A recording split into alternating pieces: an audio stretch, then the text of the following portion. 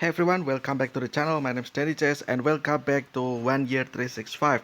Today we will discuss about the Great Sphinx of Giza. We're not gonna talk about the pyramid, I don't think, because we already talked about the pyramid like yesterday. So like today we will actually talk about the Sphinx itself. Maybe we'll also talk about the pyramid as well, potentially, because it's still connected, right? Like it's still in the area or the complex of the Giza pyramid. So, there's chance that we will actually discuss about the pyramid again. But I'm not really. That's not really my main discussion today. We'll actually talk about the Sphinx itself, because yeah, as you can see over here, this is the Sphinx basically, right? So this is also like a sculpture thing. Like you carve a stone as well, and then you create this stuff. I guess that this also looks like cat, right? That resembles a cat. Maybe there will be explanation as to why it is shaped like that. Also why or how it was created, how it got carried up there, or maybe the entire thing is actually a mount and then they actually carved the entire thing. But who knows? But I think this is just a stone that they created and then they stack it on top of each other so that it creates this kind of structure. But that's just my guess. I think. Um, so yeah, I guess we'll talk about that. Also, this is now at the time I'm recording this, it's basically just past the daytime, the lunch. I just ate a spicy noodle. Yeah, that's probably not a great idea, right? If I'm coughing like intensely in this video, then you know why, right? Because I just ate a noodle basically. Like it's quite spicy. Well, not really spicy, but I added a lot of hot sauce on it. That's why it got spicy. But yeah, it's 12:38. How you doing? Have you eaten any food today? Like breakfast, lunch, dinner, whatever. I hope so, right? But yeah, let's actually talk about the great Sphinx of Giza. Also, I'm kind of want to take this a little bit of relax. So yeah, not gonna do. I would say I will be a little bit calmer than yesterday probably. The Great Sphinx of Giza is a limestone statue of a reclining sphinx, a mythical creature with the head of a human and the body of a lion. Also, my question will be, what's the purpose of this thing, right? Um, so that will be three. What's the purpose? Why it is shaped like that, and how they created this. Basically, that's the main questions that I'm asking. Hopefully, they all get answered. Towards the end of, by the end of the video, basically. A human and the body of a lion. Okay, so it's not a cat, but still, lion is still kind of a cat, right? In a way, it is a big cat, right? So yeah, a lion actually. Facing directly from west to east, it stands on the Giza Plateau on the west bank of the Nile in Giza, Egypt. The face of the Sphinx appears to represent the pharaoh Khafre. Okay, so the face we know it is supposed to be the face of the pharaoh Khafre, right? But at least this is the one that is in the Giza, right? Because there's probably multiple Sphinx. I'm not entirely sure, but this one specifically we talk about the Great Sphinx of Giza, right? So this specific one, it represents the pharaoh Khafre's face, basically. Also, yeah, it is located in the Giza Plateau, still in the Giza complex of pyramids, not really near, but more like directly to the west of the Nile, right? In Egypt, in Africa. Okay, so that's the face we know, and then the body also we know that it's supposed to be a lion, right? So yeah, it's a lion with the head of the person. Okay, it kind of looks like a cat that is sitting. I have a cat, so I know how it looks. Um, yeah, like it's just basically sitting on its stomach or something like that, and then the front paws, arm, they kind of stretching forward, and then this is the legs over here, right? They're kind of basically just chilling and relaxing, right?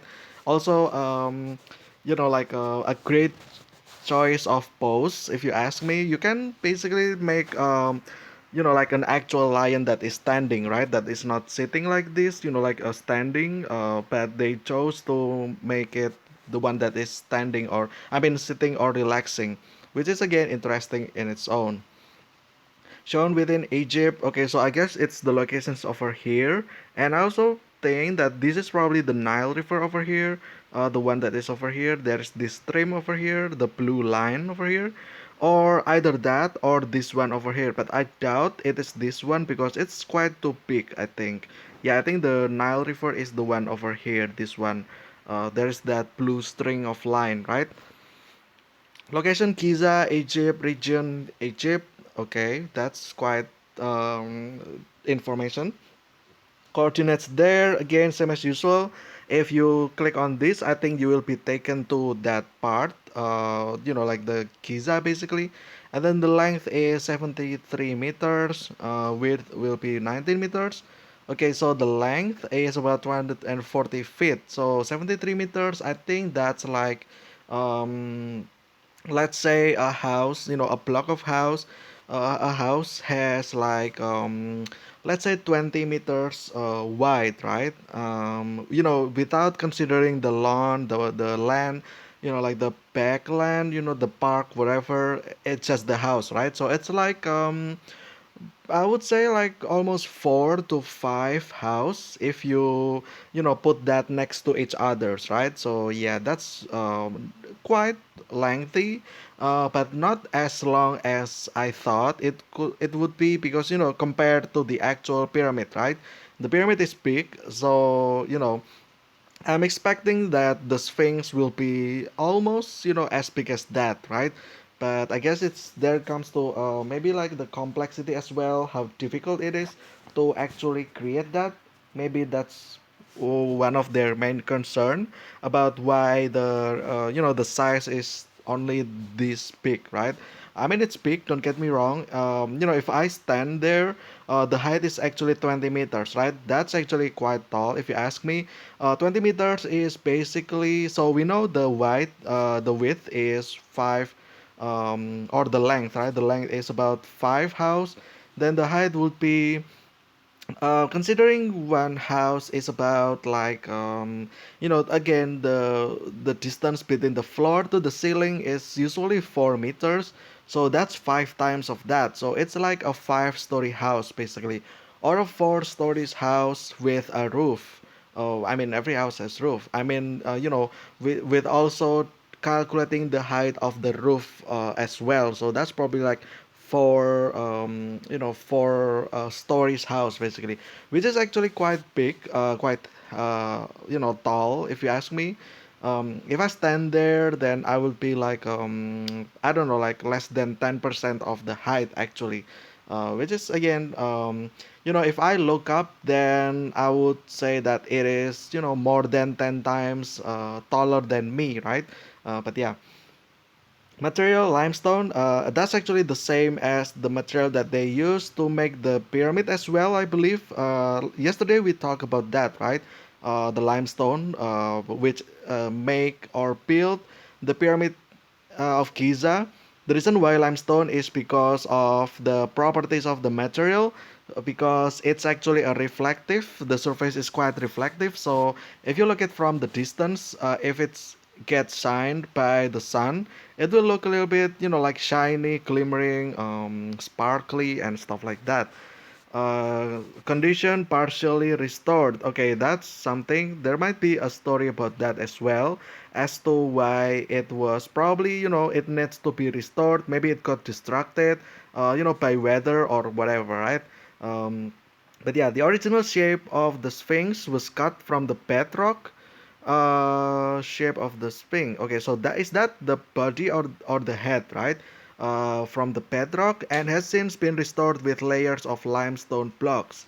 Okay, it measures 73-meter long from paw to tail. I like how they actually call that paw. I mean, it's paw, right? Like they didn't say like the front legs or the arms, but they just call it paw, like like the cat paw, right? And then to tail, 20 meters high from the base to the top of the head, and 90 meters wide at its rear haunches. Okay, so the 20 meters is only until the head over here. So um Yeah, like this one as the body, I think that's probably half of that. So that's probably 10 meters as well. If you stand, you're probably gonna be like small, quite really still small, right? Yeah, probably the height of this block over here, which probably this is the its legs probably. Yeah, probably right. This one over here, you're probably as high as tall as this block over here, which is again make the entire thing looks kind of looks big, right? I mean, it is big, but if you look at this picture, this actually looks small compared to the pyramids that's just chilling in the background over there, right? So yeah, this is considered as smaller than that, but it's still bigger, way bigger than human size, which is interesting. Its nose was broken off for unknown reasons between the 3rd and 10th centuries AD. Oh, okay, that's interesting. I thought that it was originally looked like that, but apparently not. It says that it was destroyed, right? Like yeah, it was broken off for unknown reasons. So it must have been intentional, right? It's not like unintentional. So yeah, there's that. The Sphinx is the oldest known monumental sculpture in Egypt and one of the most recognizable statues in the world. Yeah, I mean, again, like like if you see this picture, what do you think about, right? The first word that came up your mind, a sphinx, right? Yeah, it's always been like that. I mean, like I would say, like if you randomly give this picture to any random person that they will like what do you think it is called, then they will probably answer it correctly, which is sphinx, right? But yeah, I also don't know how to pronounce that. Is it sphinx or sphinx, right? So yeah, is the p pronounced it it's pronounced as f or just p, right? But I would just use it f, like sphinx basically, and that's about it. Don't know how to pronounce it correctly, I guess. Okay, so there's that. The archaeological evidence suggests that it was created by ancient Egyptians. Well, duh. I mean, it's in Egypt of the Old Kingdom during the reign of Khafre. Okay. So, the archaeological basically suggests that it was, during this period of time of, like kingdom, right? Or yeah, the period of whatever is, like in charge at that time, right? Let's say like the government during that time, which is Khafre, right? I actually, honestly, I never heard about this name before. Um, if we talk about Pharaoh, the one that I know is probably the Tutankhamun or something like that. Like Tut. I don't know what like King Tut or something like that. That's also a pharaoh, right? So yeah, like Khafre, I actually never heard about that name before, which is again interesting and new knowledge for me personally. Names. The original name of the Old Kingdom creators gave the Sphinx is unknown, as the Sphinx temple enclosure and possibly the Sphinx itself was not completed at the time. Thus, cultural material was limited. In the New Kingdom, the Sphinx was referred as the solar deity Horem Akhet, okay, Horus of the horizon, Hellenized Harmakis, and the pharaoh Thutmose. Oh yeah, like like the Tut, right? Like I said as well, like the one that I know the name of one of them. Specifically referred to it as such in his dream's tale. Okay, the commonly used name Sphinx was given to it in classical antiquity, about 2,000 years after the commonly accepted date of its construction, by reference to a Greek mythological beast with the head of a woman, a falcon, a cat, or a sheep, in the body of a lion, with the wings of an eagle. Okay, so um, okay, Greek mythological beast. Okay, interesting as well, right? Because the like when they say it like this, it seems like the Egyptian and the Greek mythological, they sound connected, right? With this one, the head of women, falcon, cat, or sheep, and the body of a lion, right? With the wings of an eagle, basically. Like all these fusion, like fused together, right?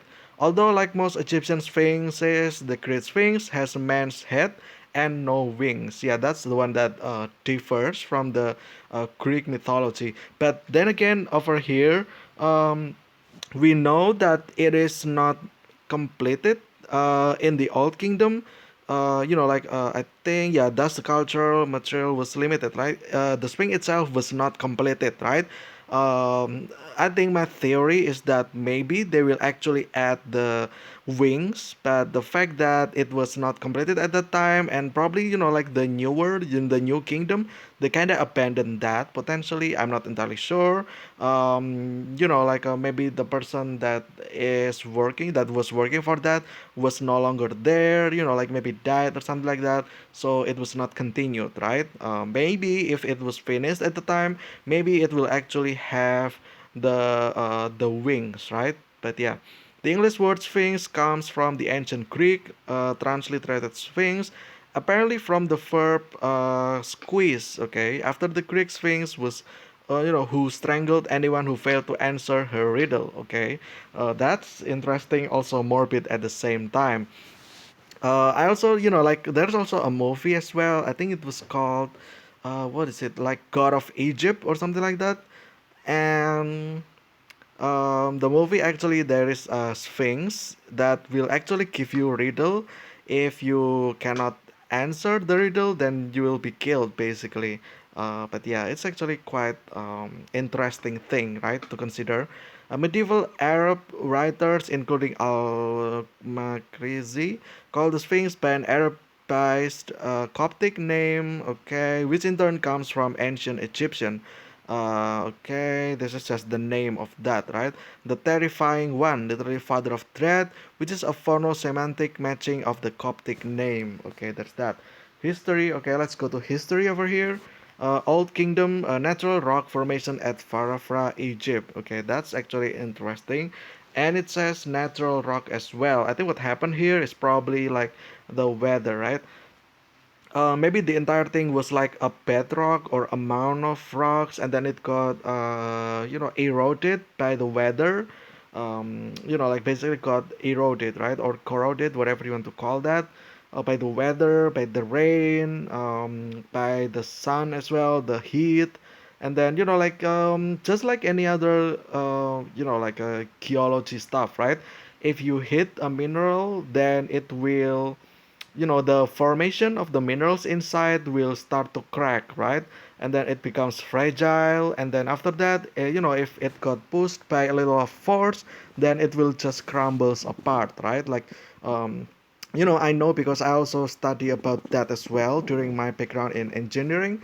I studied about, I think it's like what is it like? I don't know. Like it's your additional class, basically, right? I chose minerals, so I kind of know a little bit about minerals as well. The archaeological evidence suggests that the Great Sphinx was created around 2500 BC for the pharaoh Khafre, the builder of the second pyramid at Giza. The Sphinx is a monolith carved from the bedrock of the plateau, which also served as the quarry for the pyramids and other monuments in the area. Okay, so basically, this plateau, they mined this thing and then they carved it, and they used the materials, like the rocks, as the pyramids as well as the Sphinx. Basically, that's what it's trying to say. Um, so it's pretty much close by to this area, right? But yeah. Um, Egyptian geologist Farouk El-Baz has suggested that the head of the Sphinx may have been carved first out of a natural yerdang, a ridge of bedrock that had been sculpted by the wind. This can sometimes achieve shapes which resembles animals.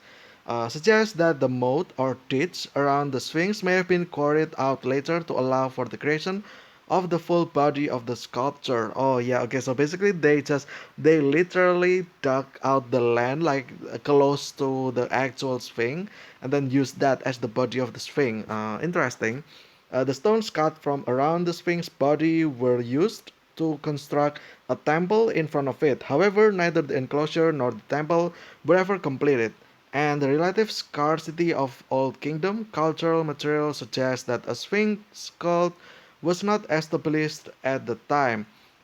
Okay, writing in 1949 on recent excavations of the Sphinx enclosure made note of these circumstances. Taking all things into consideration, it seems that we must give the credit of erecting this, the world's most wonderful statue, to Khafre. But always with this reservation that there is not one single contemporary inscription which connects the Sphinx with Khafre. So, sound as it may appear, we must treat the evidence as circumstantial until such time as a lucky turn of the spade of the excavator will reveal to the world a definite reference to the erection of the Sphinx. Okay, so basically what it's trying to say is that the reason why the Sphinx exists is not um, it's not fully guaranteed to represent cover in its own. Maybe it has some other meanings, right?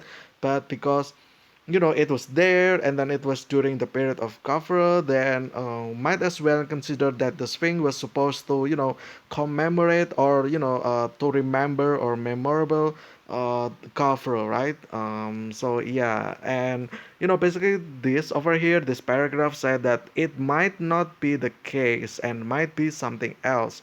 But yeah, we're just gonna wait, right, until we see or we found any more evidence or any more clues as to why it appears in the first place, right? Anyway, in order to construct the temple, excuse me one second. In order to construct the temple, the northern perimeter wall of the Kafra Valley temple had to be disconstructed. Hence, it follows that the Kafra funerary complex preceded the creation of the Sphinx and its temple. Furthermore, the angle and the location of the south wall of the enclosure suggest the causeway connecting Kafra's pyramid and valley temple already existed before the Sphinx was planned. The lower base level of the Sphinx temple also indicates that it doesn't predate the valley temple. Okay, next, New Kingdom. Okay, the New Kingdom dreams tale between the paws of the Sphinx. I don't know what Dream's Tale is. Oh, okay. Oh, it's stale. Okay. Oh, okay. So basically, a stale is, if you think about it, it's like a monolith, but you inscribe something into it, right? Like writings. In this case, probably hieroglyph as well. Yeah, like basically this is right. There is like a writing in this monolith over here. I think that's what it's supposed to be. Um, but yeah, sometime around the first intermediate period, the Giza necropolis was abandoned, and drifting sand eventually buried the Sphinx up to its shoulders. Oh, the first documented attempt at an excavation dates to 1400 before century, when the young Thutmose IV gathered a team and, after much effort, managed to dig out the front paws, between which he erected a shrine that housed the dream's tale and inscribed granite slab, possibly a repurposed door lintel from one of Kafra's temples. When the stele was discovered, its lines of text were already damaged and incomplete. An excerpt reads, "The real son Thothmos, being arrived while walking at midday and sitting himself under the shadow of this mighty god, was overcome by slumber and slept at the very moment when Ra is the summit of heaven. He found that the majesty of this august god spoke to him with his own mouth, as a father speaks to his son, laying or saying, 'Look upon me, contemplate me, O my son Thothmos. I am my father Harmachis Kopri I bestowed upon thee the sovereignty over my domain, the supremacy over the living. Behold my actual condition, that thou may protect all my perfect limbs. The sand of the desert whereon I am laid has covered me. Save me, causing all that is in my heart to be executed.'" So that's basically what the dream still says, right? Although it's not, incomplete, I guess. Like this one over here, there's no before this, right? The dream tale associates the Sphinx with Khafre. However, this part of the text is not entirely intact, which we bring for him oxen and all the young vegetables, and we shall give praise to Venover, Kaf, the statue made for Atum Horem Akhet. That's also, I think that's mentioned above, right? Horem Akhet. Isn't that like the god or something like that? Let's actually take a look again. Yeah, this one. Solar deity Horem Akhet. Okay, so it's the solar deity or the sun god, basically, right? Okay, there's that. Where was I again? Oh yeah, this one. Egyptologist Thomas Young finding the calf hieroglyphs is in a damaged cartouche used to surround a royal name. Inserted the glyph Ra to complete Kafra's name. When the stele was re-excavated, the lines of text referring to Kaf flaked off and were destroyed. Oh, that's unfortunate, but I guess at least they kind of already know what it says anyway, right? Okay. Later, Ramses II the Great may have undertaken a second excavation. Okay, so this is after the Thutmose, right? In the New Kingdom, the Sphinx became more specifically associated with the sun god Horem Akhet. Yeah, that's what I said, right? Or Horus at the horizon. Horem Akhet, right? Okay, Pharaoh Amenhotep. Amenhotep II the second built a temple to the northeast of the Sphinx nearly 1,000 years after its construction, and dedicated it to the cult of Horem Akhet. Okay, this is also interesting because they are all here in this place, right? They are here in this complex, and like a nation basically, right?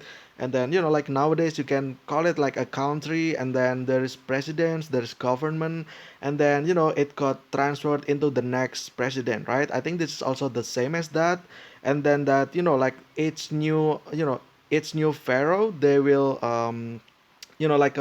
basically develop things that's already been built there, or just adding stuff into the complex, right? Which is again looks like a nation, right? If you think about it, although this is basically probably only like a city or something like that, because it's just a small region compared to like a big nation, right? This is only like a small place, just to the side of the Nile River, right? And that's about it. But somehow it is, actually at the time, it is probably a big civilization as well, right? So yeah. Greco-Roman period. Okay, Giza had become a tourist destination. The monuments was regarded as antiques, and some Roman emperors visited the Sphinx out of curiosity and for political reasons. The Sphinx was cleared of sand again in the first century AD in honor of Emperor Nero and the government of Egypt, Tiberius Claudius Bulbillus. I mean, Egypt is actually a country, I think, in its own, but I want to specifically mention about this area, right? So yeah. Anyway, a monumental stairway more than 12 meters wide was erected, leading to a pavement in front of the paws of the Sphinx. At the top of the stairs, a podium was positioned that allowed view into the Sphinx sanctuary. Further back, another podium neighbored several more steps. The stairway was dismantled during 31 to 32 excavations by Emil Berais. Okay, describes the face of the Sphinx being colored red and gives measurement for the statue. In front of these pyramids in the Sphinx, a still more wondrous object of art, but one upon which silence has been observed, as it is looked upon as a divinity by the people of the neighborhood. It is their belief that King Hermes was buried in it, and they will have it that it was brought there from a distance. The truth is, however, that it was hewn from the solid rock, and from a feeling of veneration, the face of the monster is colored red. The circumference of the head, measured round the forehead, is 102 feet. Um, the length of the feet being 143, and the height from the belly to the summit of the ASP on the head, on the of the asp. I think that's like the what is it like? What is it called again? The crown, I think. On the head, right? 62. Okay, it's not really crown, but more like like this, like a cover that that you use. Yeah, like basically, if you like search any Egyptian pharaoh or something like that, they will wear something on their head, right? Like this one over here, right? I think that's what they call an asp, I guess. I'm not entirely sure, but yeah, there's that, I think. Side view of the Sphinx with the Roman stairway on the right. Where? I didn't see. Oh, it's this one. Okay, this one over here. There's a podium, right? Supposedly at the end of this. Oh, okay, I thought it was around here. Because they said stairway leading to the pause, right? This one, and then there's a podium. So I thought that it was here, but apparently not. It is to the other direction, right? The stairs here, and then the podium is probably here. Um, Top of the Roman stairway before dismantling in 31 to 32. Don't know why it got dismantled, although it actually quite look nice, honestly. Yeah, like this one, right? This is the map, or like the blueprint, right? This is the pause. I like how they actually put a little bit of like this one, like the finger of the paws. That's actually look cute, honestly. So yeah, this is the head is over here, I think. Yeah, this one, and then there's a stair. This is the podium, and then another stair, I guess, to another podium over here. But yeah, Middle Ages. So this is basically the history of the Sphinx, the Great Sphinx, throughout the course of time, right?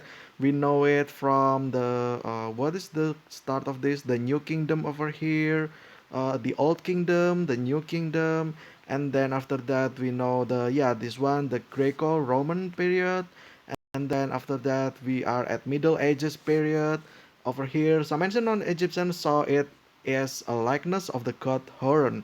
The cult of the Sphinx continued into medieval times. The Sabians of Haran saw it as the burial place of Hermes Trismegistus.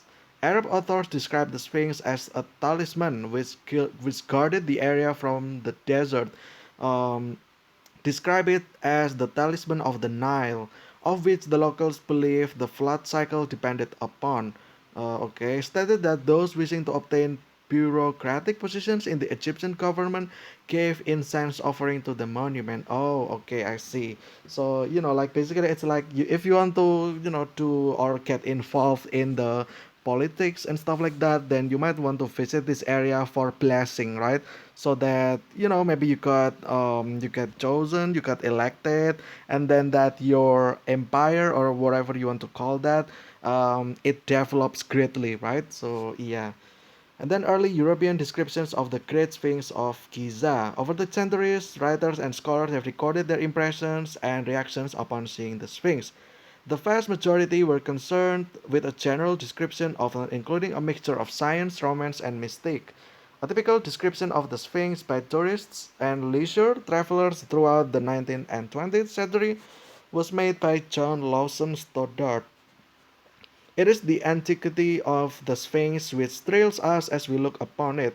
For in itself it has no charms. The desert's waves have risen to its breast, as if to wrap the monster in a winding sheet of gold. The face and head have been mutilated by Muslim fanatics. Okay, so there you go. It's been destroyed by the Muslim fanatics. The mouth, the beauty of whose lips, whose once admired is now expressionless, yet grand in its loneliness, veiled in the mystery of unnamed ages.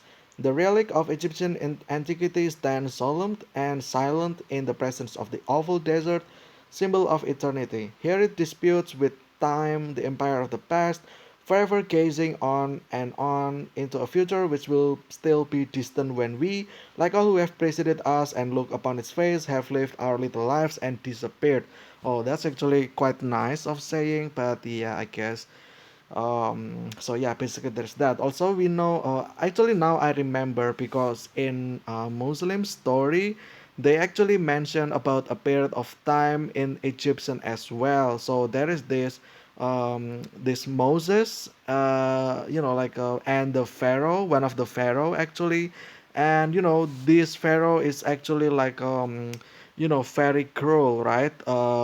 And towards the Moses people basically, and yeah, and stuff happened, right? So yeah, maybe that's why they kind of angry about this, and then they destroyed the Sphinx, right? Just because if they remember the Sphinx, basically Sphinx probably to commemorate the Pharaoh, right? Uh, because because the Pharaoh, one of them or many of them or even all of them did horrible things in the past. Therefore, they, probably they thought that they kind of don't deserve the the memorial, right? So they destroyed the statue. I think that's what happened behind that. I mean, I'm just taking a guess, but like rationally speaking, I think logically speaking, I think that's what happened there, right? But yeah, a little bit of knowledge. Correct me if I'm wrong. I'm always open to new knowledge, right? Especially if like valid information, basically. From the 16th to 19th century, European observers described the Sphinx having the face, neck, and breast of a woman.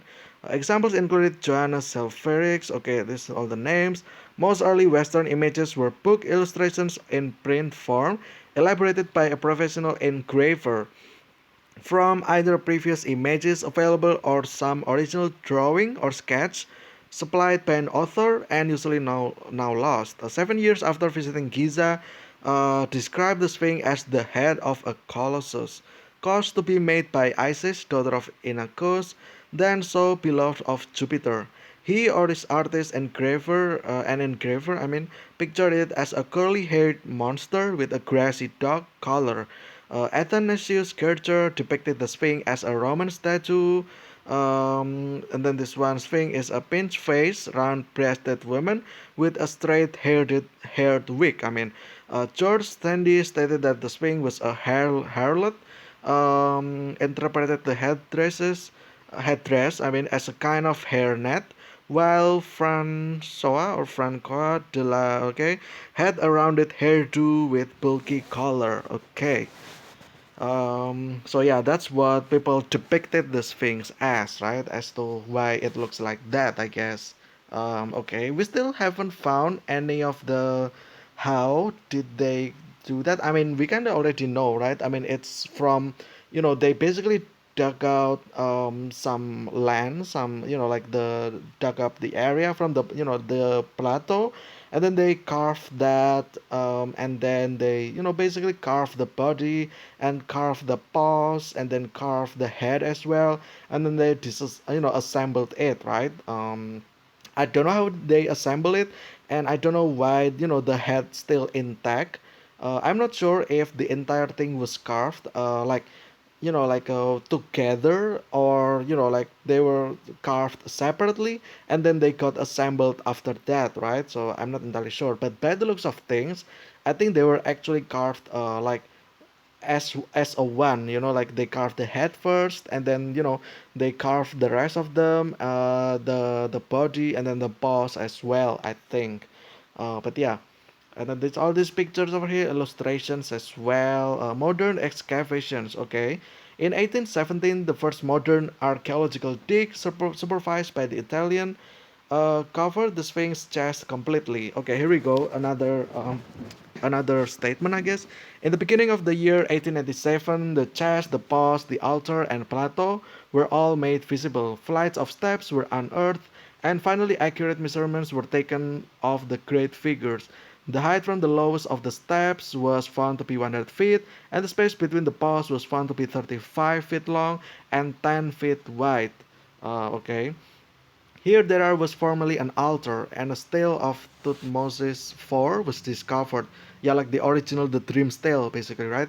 Recording a dream in which he was ordered to clear away the sand that even then was gathering round the side of the Sphinx. Oh, so that's the dream stele, basically.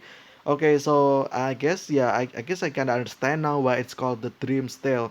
So basically, Tutmosis, one of his sleep, night sleep maybe, he got a dream, right, to to clean the entire thing, right, to clean the Sphinx so that the majestic structure is seen, right?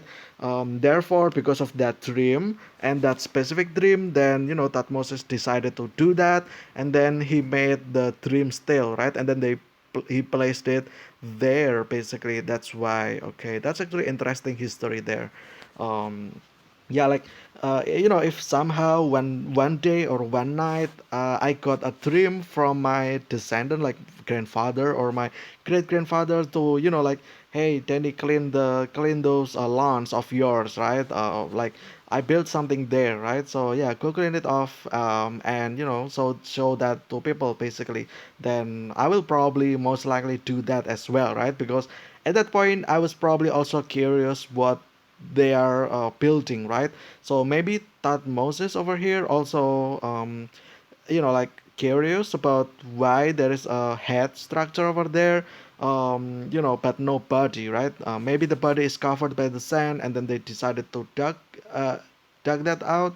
And as like we all know, right? And apparently there is a whole body over there, and that's why until now they are preserved as how it is like that.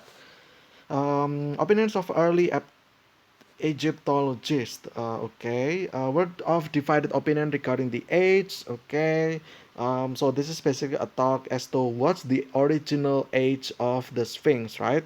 So yeah, I guess if you think about it, this is probably still the same age.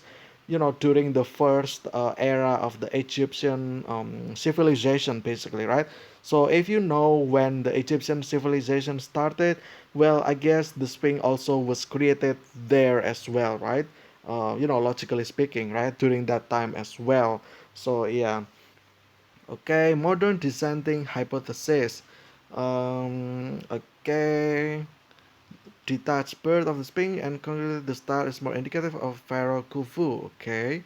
Okay, yeah, this is just like that. Recent restoration, 1931. I'm not sure if you can call that recent, actually. I mean, recent, yes. It's less than 100 years, right? Compared to how this was constructed 2,500 years ago. Not really that. That's years before century, right? So that's about 4,500 something years ago, right? Or even 5,000. Let's make it, that year as well. Why not, right? So yeah, there you go. The panoramic view of the Sphinx and the Great Pyramid of Giza 2010. Okay, so this was in 2010. As you can see, there's scaffolding over there. Maybe they are, like try to clean from the sand. And then this is the pyramid over here. Oh, we can actually scroll the entire thing. Oh, okay. Oh, okay. So that's the people over here that's watching probably. This is from side. Okay, let's take a look. Oh, as you can see over here, there's still the stairs, right? So yeah, the stairs is still there. Apparently, maybe it got dismantled, and then it got what is it like? It got assembled again, probably, right? Yeah, like as you can see over there, there's a stair over there, right? But yeah, degradation and violation. Okay, missing nose. Yeah. And it's not like you can actually make this again, right? I don't think it's repairable, because how would you attach that, right? Through cement and concrete. But how, right? What would be the what is it like, the what is it called again, the base or the base support of the nose, right? You cannot just attach that there. It has to stick out somehow, right? Maybe you add a steel rod or something like that, like a frame of steels, so that it can gather the nose as well. But maybe doing so will be considered, like because this entire thing is probably fragile, right? What if you actually destroy the entire thing, right? Maybe you will release some curse. You don't want that, right? But yeah, maybe that's also took into consideration. Just to avoid the risk, might as well, just um, make it the way it looks as is right now, right? And do not, do anything else about it, right? So yeah, and beard as well. Oh yeah, the beard. Okay, so the Sphinx also has beard apparently, right? The one that is, that's that one strand of beard, not one strand, but more like they, usually they tied their beard into one, like, like if it's hair, consider it like ponytail, right? But it is for their beard. So yeah, I think this is what represents that. Also, it falls off, right? Again, maybe it's due to the weather, or maybe it got destroyed or something like that. I'm not entirely sure about that. I don't see any reason why it got like that, but yeah. Holes in tunnels. Man standing in the hole on top of the head of the Sphinx. Oh, that's actually terrifying, honestly. Okay, so we know that it is hollow, the hole in the Sphinx head. Okay, that's interesting. Pairings hole behind neck of the Sphinx. part of headdress on the right. Okay, this one over here, I think. I think what happened here simply is probably, like, it's just simply basically weather, right? It got scorched in the sun and then it rains sometime, it got brittle and yeah, it got eroded basically, right? But yeah, that's just my guess though. Major fissure over here, okay. And what is this? Rum passage, okay. Okay, that's a map. Okay, don't know what. But yeah, I think we have already discussed a while now. It's more than 30 minutes already. But yeah, there's already still so many discussion over here. But unfortunately, that's all the time that I've got for today's episode. I hope you guys enjoy it. I will see you again tomorrow with another discussion. Tomorrow we'll go to the Meso something pyramid, I think. This is the one in South America, I think. All these pyramids, but it's located in South America, and that's about it, I think. So yeah, we'll have to take a look at that tomorrow, right? To gain more knowledge, basically. But until then, thank you guys so much for watching. I will see you again tomorrow. Stay safe, stay healthy. I will see you again very soon, and see ya.